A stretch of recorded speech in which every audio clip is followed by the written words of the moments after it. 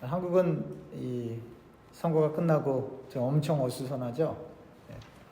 그래서 보니까 여당을 지지하는 사람들도 있고 야당을 지지하는 사람들이 있는데 어느 쪽이 옳다 그르다라고 이야기하는 것을 제가 말할 수 있는 입장은 아니고, 그러나 제가 객관적으로 봤을 때 하나 느끼는 점이 있어요. 그 하나는 뭐냐면, 야당을 지지하는 사람들은 선거하기 전부터 똘똘똘 뭉쳐서 서로가 연대하고 서로가 화합하고 서로가 같이 가자고 그렇게 하는데, 소위 말해서 우파 혹은 여당을 지지하는 사람들은 선거 시작하기 전부터 계속 싸우고 서로가 서로를 욕하고 선거하기 전날까지 싸우고 선거가 끝났는데도 지금 법정 소송이 붙는 것을 이렇게 뉴스를 통해 접하게 됩니다. 그 모습을 보면서 이게 어쩌면 교회의 모습이 아닌가, 저는 그런 생각을 하게 됩니다. 여러분, 교회에 왜 오셨습니까? 예수님 믿고 예수님 사랑 실천하려고 교회 오신 거 맞죠? 예수님께서는 뭐라고 말씀하셨어요? 나를 따르려면 너 자신을 부인하고 나를 따라라. 그런데 이상하게 교회 오는 사람들은 왜 이렇게 섭섭병에 많이 걸리고, 왜 이렇게 나를 알아봐 주지 않냐고, 왜 나에게 상처를 주느냐고, 나 자존심 상했다고. 아니, 자기를 부인한 사람이 어떻게 그런 말을 할 수 있겠어요? 주님께서는 십자가에 달리면서까지 내가 너희를 사랑한다. 아버지, 저들의 죄를 저들에게 돌리지 마세요. 저들이 지금 뭐를 하는지 몰라요. 라고 본인이 죽으시면서까지도 용서를 구하는데, 어떻게 예수 믿는 사람들은 예수를 믿는다고 하면서 용서는커녕 미워하고 시기하고 질투하고 없는 말도 만들어내고 소문도 만들어내고 비방도 만들어서 세상 사람들이 교회 와서 은혜를 받고 위로를 받으러 교회 왔다가 오히려 상처를 받고 교회를 떠나는 이들을 많이 발견하게 됩니다. 제가 바깥에 나가서 복음을 얘기하고 말씀을 나누려고 몇 마디 걸면 뭐라고 말씀하시냐면, 대부분의 사람들이 교회는 위선자가 너무 많아요. 그리고 하는 말이 있어요. 겉하고 속이 완전 다른 인간들이에요. 할 말이 없어요, 제가. 예수님께서는 우리를 보러 사랑하라고 말씀하시고, 오늘 본문에서도 24절에 우리 주 예수 그리스도를 변함없이 사랑하는 모든 자에게 은혜가 있을지어다. 변함없는 사랑을 이렇게 강조하는데 우리는 과연 그 사랑을 실천하고 있는가? 성경은 이렇게 더 표현하죠. 안 좋은 사람, 나쁜 사람들도, 악한 사람들도 자기 자식은 사랑할 수 있지. 그렇지 않습니까? 그런 사랑은 누구나 다 하는 거예요. 그러나 예수님께서 우리에게 보여주신 사랑은 여러분들과 제가 구원받을 수 있는 자격이 됩니까? 여러분들과 제가 정말로 천국에 갈 수 있는 그 입장이에요? 여러분들과 제가 어떤 가치가, 어떤 밸류가 여러분들과 저에게 있어요? 없어요.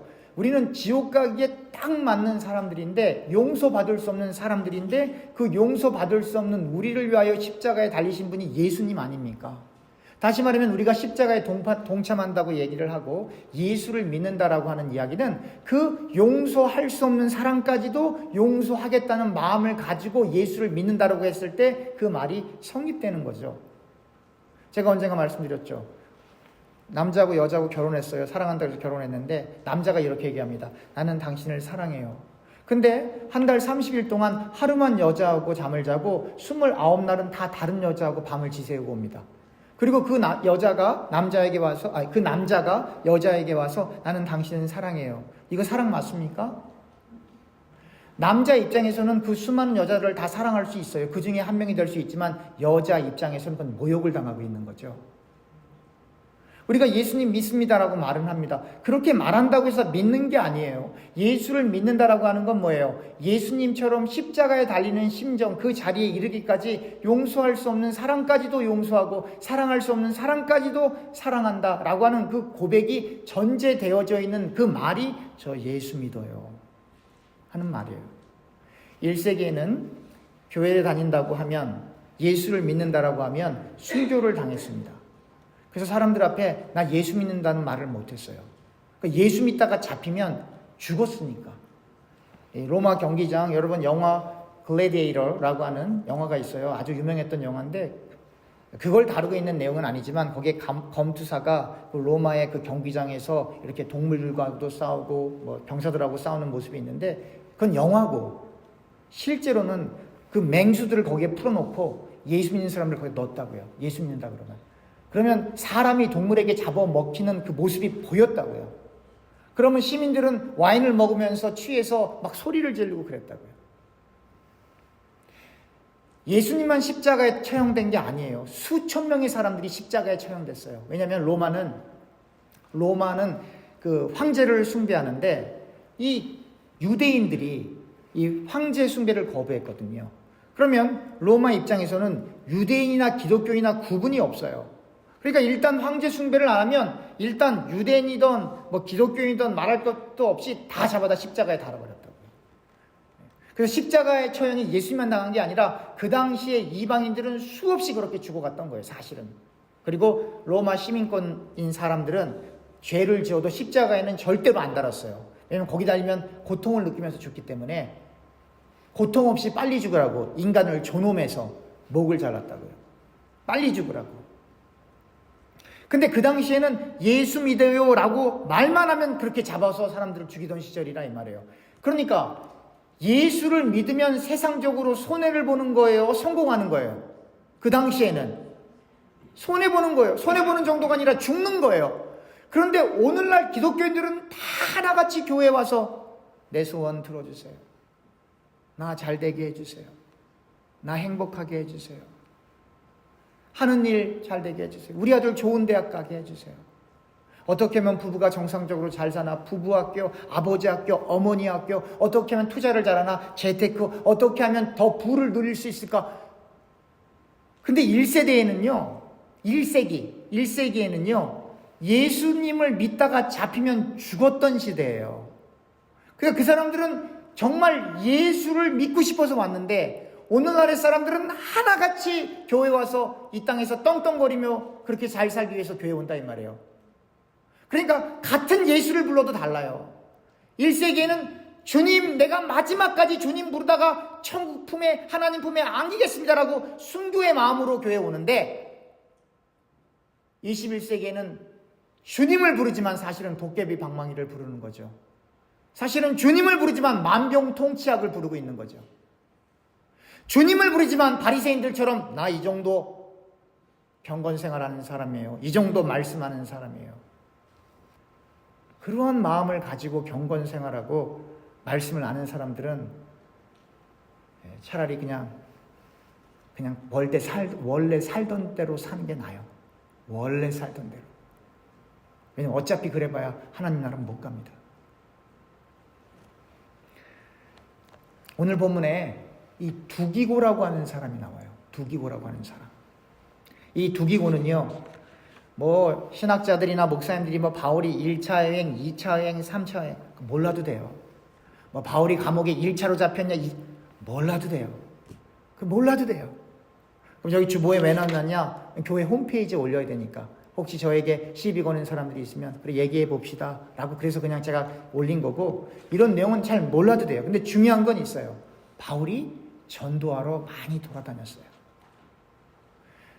제가 언젠가 말씀드린 것처럼 바울은 A라는 지역에 가서 전도를 해서 거기에 교인들이 모여서 교인들이 10명이 되고 20명이 되고 30-40명이 돼서 교회가 바울 없이 그 교회가 유지될 것 같으면 바울은 그 교회에 리더십을 세우고 거기에 지도자를 세우고 그 교회를 그분들에게 맡기고 또 바울은 다른 지역으로 갔어요. 또 그렇게 다른 지역으로 가서 또 거기서 열심히 복음을 전하고 말씀을 전해서 또 사람들이 모여지면 거기에 있는 사람들 가운데 또 리더십을 세워서 이렇게 교회가 자생적으로 이렇게 할 수 있도록 세워지고, 또 바울은 예수 안 믿는 지역으로 갔어요. 그리고 그렇게 이렇게 사역을 할 때 혼자 한 게 아니라 여러 사람들이 있었는데 그 중에 한 명이 이 두기고라고 하는 사람이에요. 바울이 두기고에게 저기로 가세요. 그럼 절로 가요. 여기로 가세요. 일로 가요. 바울이 예수 믿는 사람들 향해서 그리스도의 군사라는 표현을 합니다. 그 얘기는 뭐냐면 교회 활동을 할 때, 바울이 선교 활동을 할 때 바울이 이렇게 하세요. 그 사람들 노라는 말을 안 했어요. 말을 안 듣거나 바울의 마음과 안 맞으면 바울은 어떻게 했냐면 그 사람은 같이 못 가게 그냥 컷해버렸어요. 인정사정 없이. 겉으로 볼 때는 너무나 좀 냉철한 게 아니냐라는 비판도 많이 있지만 그게 바울이었어요. 그래서 바울 자신도 그리스도의 군사에게는 불복종이 없어요. 전쟁 중에 불복종은 뭐예요? 사형입니다. 그러니까 바울 입장에서는 전도 활동을 하는 게 영적인 전쟁이었어요. 그러니까 전쟁을 하고 있는데 노라는 말은 가당치 않은 말이었거든요. 두기고는 바울이 하라는 대로 했어요. 저쪽 지역에 가서 돈을 걷어다가 예루살렘으로 가져가세요. 그 7명 중에 한 사람이었고, 저기 가서 이 말을 전해주세요. 이 서신을 전해주세요. 그걸 했다고요. 근데 두기고는 단 한 번도 나도 언젠가는 바울처럼 지도력을 가지고 누군가를 지시하는 사람이 되었으면 좋겠다는 생각을 한 번도 안 해요. 성경에는 안 나오지만 교회사를 끝까지 읽어보면 두기고는 그렇게 바울의 말을 들으면서 그렇게 순종하다가 순교당합니다. 또 바울도 순교를 당했죠. 바울도 두기고를 대할 때 나는 두기고보다 더 영향력 있고 하나님에게 존귀하게 쓰이는 그런 훌륭한 사람이야 라는 생각을 한 번도 안 해요. 어떻게 할 수 있냐? 오늘 주보를 한번 보세요. 주보를 보시면 마지막 문장입니다. 말씀 나누기. 바울은 두기고를 사랑을 받은 형제요 주 안에서 진실한 일꾼, 그리고 사랑받는 형제요 신실한 일꾼이요 주 안에서 함께 종이 된 자. 에베소서와 골로새서 여기 장절에다 써있죠? 찾아보시면 돼요. 표현에 주 안에서 함께 종이 된 자. 두기고 넌 내 말 믿으니까 내 밑에 있는 사람이야. 그게 아니라 두기고 너도 그리고 나도 함께 주님의 종 된 자로 그렇게 생각을 했던 거예요. 그러나 역할이 어떤 이는 목사로, 어떤 이는 장로로, 어떤 이는 집사로, 어떤 이는 성도로 부름을 받았기 때문에 그 역할을 따라 두기고는 순종하는 자리에 있었고 바울은 지시하는 입장에 있었지만, 그러나 단 한 번도 두기고가 나도 언젠가는 저렇게 바울처럼 될 거야 라고 생각해 본 적이 없고, 바울도 내가 너에게 이렇게 지시를 하니까 너는 내 말만 듣는 내 종이야 그런 생각을 해본 적이 없다 이 말이에요. 우리는 똑같이 주 안에 있는 주님의 종이야. 오늘날 교회를 보면 너무 답답해요. 어떤 목사님들은 우리 교회는 1000명 있고 10,000명 있고 있으니까 목사라고 다 같은 목사가 아니야. 나는 큰 목사지. 성경이 이렇게 얘기합니다. 따라합시다. 웃기지 마세요. 따라하세요. 웃기지 마세요. 네. 10만 명, 100만 명 모이는 교회 목사나 2명 놓고 예배드리는 개척교회 목사나 똑같은 목사, 똑같은 지위, 똑같은 역할, 똑같은 하나님의 종이에요. 근데 더 큰 걱정은 뭐냐면 많은 젊은 목사들이 그렇게 큰 교회 가서 좀 뭘 배워보겠대요. 뭘 배우겠다는 거예요 도대체? 큰 교회 가서 뭘 배우겠다는 거예요? 어떻게 매니지먼트를 다시 사람 모으겠는 거? 뭐 프로그램을 배우겠다는, 뭘 배우겠다는 거예요 도대체? 바울은 어떻게 목회했어요? 아무도 없는 지역에 가서 교인들이 20-30명 모이면 그걸 사람들을 모아놓고 그 사람들을 가르쳐 놓고, 그리고 그 사람들이 그 교회를 잘 이끌 수 있는 로컬 철치를 잘할 수 있도록 그렇게 했다 이 말이에요. 그리고는 거길 떠났어요.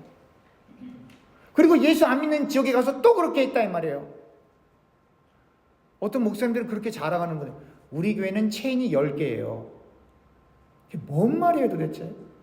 교회가 스타벅스입니까? 교회가 백화점이에요? 바울은 그런 식으로 목회 안 했다 이 말이에요. 잘하던 못하던 각 지역에 리더십을 세워서 잘하던 못하던 거기서 교우들이 그리스도 안에서 하나 되어 부족하면 부족한 대로, 풍족하면 풍족한 대로 모든 것을 주님께 의존하여 누구만 말했다? 예수만 말했다. 그거예요. 구약을 조금 몰라도 돼요. 성경 지식이 조금 부족해도 돼요. 그건 중요하지 않아요. 그러나 정말 예수를 믿고 있는가? 예수를 사랑하는가? 제가 어제도 말씀드렸죠. 예수님께서 제자들에게 교회를 맡길 때, 내 양을 치라고 말씀하실 때 세 번 똑같은 질문을 3번 하세요. 베드로, 너 나 사랑해? 네, 사랑해요. 내 양을 쳐. 베드로, 넌 사랑해? 예, 사랑해요. 내 양을 쳐. 3번 그렇게 물어보셨다고요. 왜 그걸 물어보셨겠어요? 그게 예수님께서 교회를 맡기는 신학교육의 전부예요. 예수님께서 베드로에게 히브리어는 이렇게 하는 거고 아람어는 이렇게 하는 거고 구약이 어떻게, 이런 얘기 안 하세요. 교회를 맡길 때 너 나 사랑하니? 근데 그 사랑은 주님께서 우리를 사랑한 그 사랑과 일맥상통하는 거거든요. 주님께서 여러분들과 저를 어떻게 사랑했어요? 우리가 사랑받을 만해서 사랑받은 게 아니라 우리는 사랑받을 수 없는 하나님의 원수가 된 원죄를 타고나고 자범죄로 물들어 있는 위선적인 사람들이었는데 무조건적으로 우리를 선택해 주셔서 아무런 조건과 이유 없이 그냥 우리를 예수의 보혈로 덮어주신 거 아니에요. 아무런 이유 없이. 그렇게 너는 나를 사랑하니? 그러한 마음을 가지고 너는 내 이웃과, 그래서 내 이웃을 내 몸과 같이 사랑하라. 그 말은 뭐예요? 내가 저 사람을 용서하고 싶어서 용서하는 게 아니에요. 내가 저 사람을 사랑하고 싶어서 사랑하는 게 아니에요. 내가 저 사람이 용서가 안 되고 사랑할 수 없고 너무나 마음의 원통함과 상처가 많이 있지만 주님께서 내 이웃을 내 몸과 같이 사랑하라는 얘기는 원수까지도 사랑하는 그 말은 주님께서 우리를 사랑하셨던 것처럼 너도 한번 나를 사랑한다고 말했기 때문에, 나를 믿는다고 말했기 때문에 너도 한번 그렇게 너에게 너의 마음의 비수를 꼽은 그 사람들을 한번 사랑해 볼 수는 없겠니? 그래서 제가 말씀드렸잖아요. 예수를 진짜로 믿으면 마음이 평안해져요? 고민이 많아져요? 진짜로 믿으면 고민이 많아지는 거예요. 왜냐면 내가 하고 싶은 걸 못하게 되니까. 내가 정말 같은 교인만 아니면, 내가 정말 예수만 안 믿었으면, 여러분 충분히 다 그렇게 하실 수 있으시잖아요. 근데 그렇게 안 하시잖아요. 못 하시는 게 아니라 안 하시잖아요. 누구 때문에? 예수 때문에. 이걸 성화라고 하는 거예요. 이걸 성화. 다른 게 성화가 아니에요. 성화 그럼 막 뭐가 거룩이냐? 내가 하고 싶은 것이 있지만 주님을 생각했을 때 이건 주님이 기뻐하시지 않을 것이기 때문에 참고 인내하는 게 성화예요. 다른 게 성화가 아니라. 근데 그 마음은 누가 주세요? 주님이 주시는 거거든요. 그래서 주님을 온전히 믿는다라고 말을 하는 그것은 그 주님의 사랑과 주님의 말씀에 안 되지만, 육을 갖고 있기 때문에 100%는 안 되지만 최선을 다할 수 있도록 하나님 나 좀 이끌어 주세요. 제가 알기는 아는데 그게 잘 안 되네요 라고 고백하는 거예요. 사실은 억지로 하거나 되는 것도 아니고. 그래서 23절에 이렇게 써 있어요. 아버지 하나님과 주 예수 그리스도께로부터 평안과 믿음을 겸한 사랑이 형제들에게 있을지어다. 평안과 믿음을 겸한 사랑. 기독교는 딱 두 개로 요약된다고 했어요. 사랑과 용서, 혹은 용서와 사랑이에요.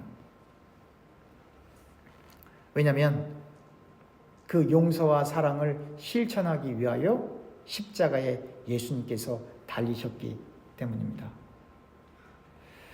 독이고는 말씀드렸던 것처럼 단 한 번도 열등감에 빠진 적이 없어요. 바울도 단 한 번도 우월감에 빠진 것도 없어요. 독이고도 바울도, 그리고 그 밖에 바울과 함께 사역했던 모든 사람들 다 각자의 자리에서 자족하며 그리스도 안에서, 그래서 바울이 자족 얘기를 그렇게 많이 하는 거예요. 그리스도 안에서 자족하며 세상이 알 수 없는 평안과 기쁨을 누리되 실제로 현실 속에서는 수많은 어려움들, 복음을 전하다가 일어나는 수많은 어려움들을 능히 이겨냈던 것입니다. 말씀을 맺기 전에 여러분들에게 묻겠습니다. 여러분 복음 전하다가, 정말 복음 전하다가 흉악한 일 당해보셨어요? 오늘날의 시대는 그런 시대는 아니니까, 우리가 사는 지역은 그런 지역은 아니니까. 그러나 이런 경험은 해오셨을 거예요. 나는 정말로 정직하게 하나님만 바라보면서 열심히 교회를 섬겨봤는데 돌아오는 것은 칭찬이나 환호가 아니라 욕인 경우 혹시 경험해 보셨어요? 여러분 그 욕을 반드시 받아내시길 주님의 이름으로 축원합니다. 그 욕을 먹어야 우리가 하나님 나라에 합당한 사람이기 때문에 그렇습니다. 기도하겠습니다.